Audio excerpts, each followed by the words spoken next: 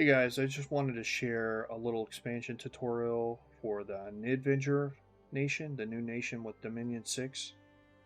It's turn 12 and we have a total of 21 provinces. This guide is going to be mainly aimed towards beginner and intermediate players. And so I'm just going to go over a little bit of the strategy I used and the Pretender God. So the main unit of choice that we're using is the Nidbathed. Pretty sure that's how you pronounce it. This unit is an excellent unit, and he hits pretty hard. One downside is that he doesn't have a helmet or a shield, so he is vulnerable to javelins and archer fire. We try to mitigate that as best as possible. Another perk that this unit has is that it will not die if it is killed within your dominion. I think that's how it works. Uh, it's the description on the Scar Souls trait is a little bit weird. It doesn't really tell you exactly how the mechanic works, but supposedly if he dies, if his HP reaches 0, he gets another life, and so on and so forth. And I think that's based on your dominion. Another perk that this unit has is that he is cold resistant, and he has mountain survival and horse survival and snow move. A lot of the units from the Nidavangr faction or nation have those traits. The other unit we're using is the Wolf Clan Reaver. Pretty decent unit for the price. It comes with a javelin, 2 javelins, and that's mainly why we're using him. And he has a shield, and that's mainly why we're using just the javelins and the shield. He's just chaff, and so that's my chaff unit of choice. He also has stealthy, and he also has snow move and force survival and mountain survival. Now, when you're using these units, a lot of times what happens is the javelins will be thrown and these sacred units will get hit and die. So the way we mitigate that is by setting these guys up in a box formation and have them set to fire closest, and then the sacred unit behind them and hold an attack closest. And what will happen is these guys, the Wolf Clan Reavers, will charge up, throw their javelins, and then these guys, our sacred unit, the Nidbathed, will follow up behind them and hopefully finish up whatever's left on the battlefield. We are using a sacred commander. Nid here, I think that's how you pronounce it. We're basically using this commander because he has the inspirational trait, and it gives our units an extra morale, which, by the way, both of these units have pretty good morale, 14 and 20 for the sacred unit. One downside to this commander is he can only command up to 50 units at a time, so that is unfortunate, but I do think he's the best commander because of the morale boost to use. Another unit we use is the Bear Clan Warrior. This unit is like a budget version of the Sacred unit. Unfortunately, this unit is undisciplined and he is a bad formation fighter, so pretty sure you can only fit 2 in a square with this unit. He's a little bit more expensive than the Wolf Clan Reaver, but he can be recruited anywhere, along with the rest of these units you see here: Wolf Clan Reaver, Bear Clan, Cub Warrior, and the Archer. I didn't really use archers in this expansion, and I didn't really use archers in the game that I just finished. So, I mean, they can be good. You can cast spells on them to make them shoot more accurately, But I think the javelins and the sacred units, along with these Bear Clan warriors, are pretty good, especially for expansion.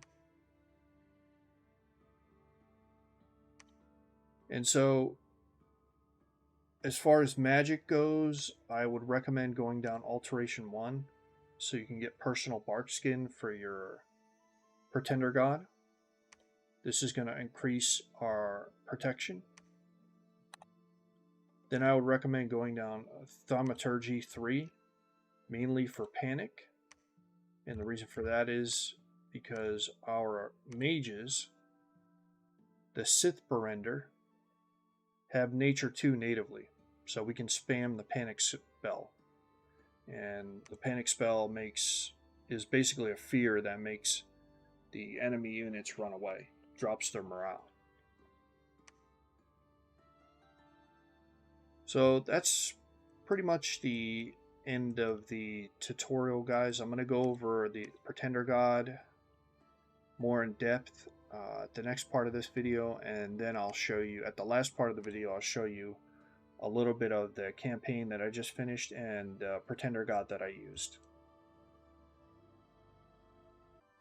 Okay guys, so this is the Pretender God I used, the Fenrir, the wolf.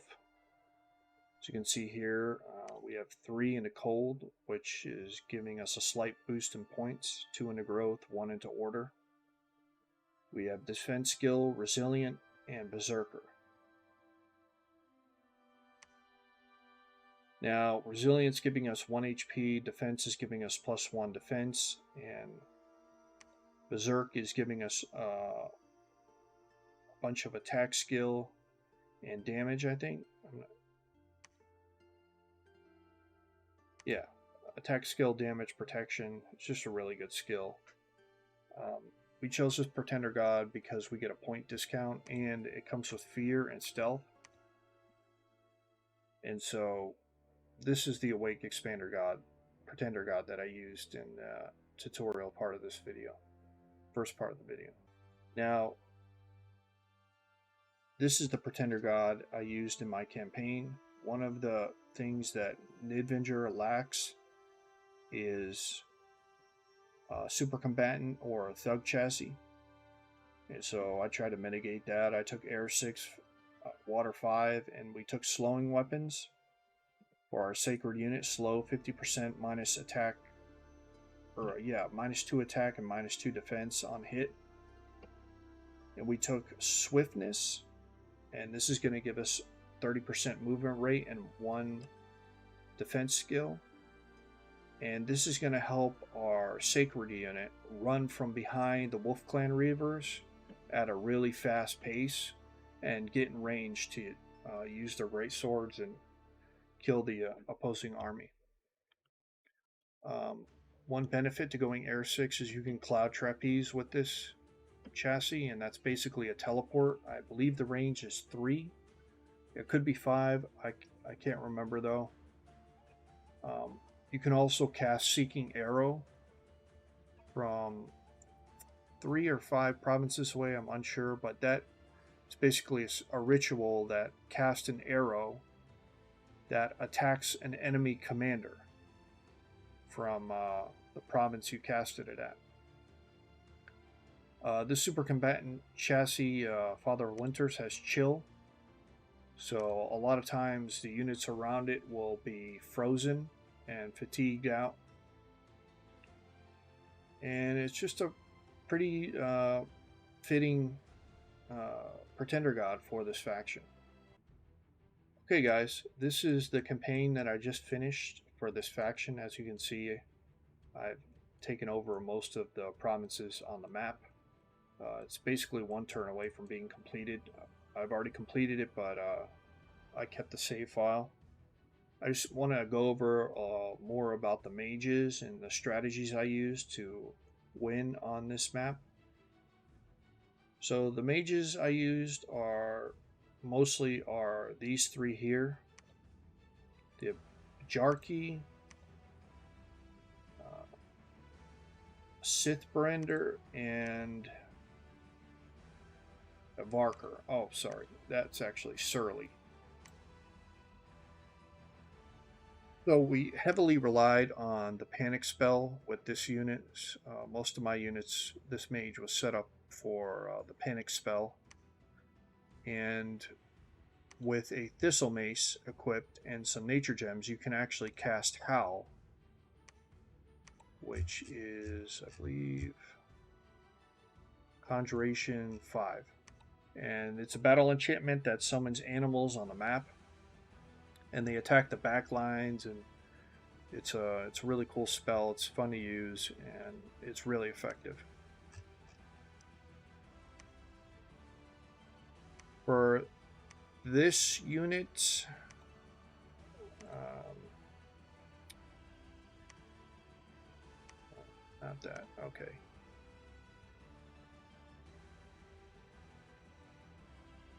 This is the 4 recruitment point mage. Um, as you can see here, it's quite expensive, and they do have a chance to roll air, astral, death, and blood +2, and a 10% chance to roll another one. So you can spam Horde of Skeletons.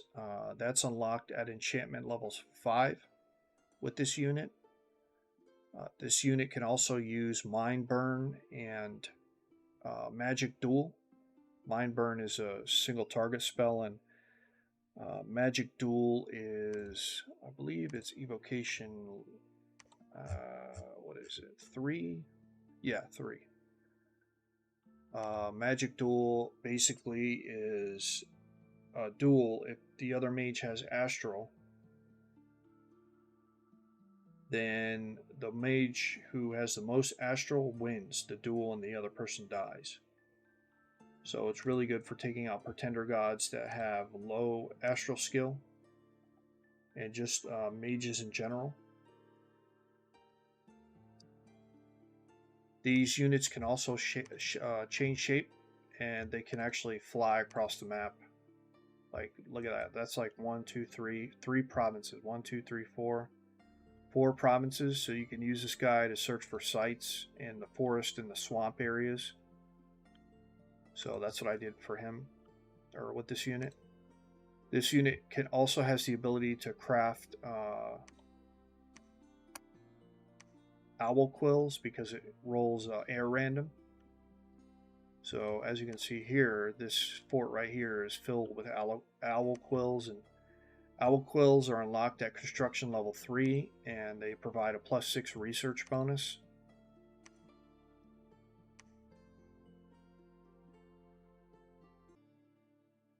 So yeah, guys, that's pretty much the end of the video.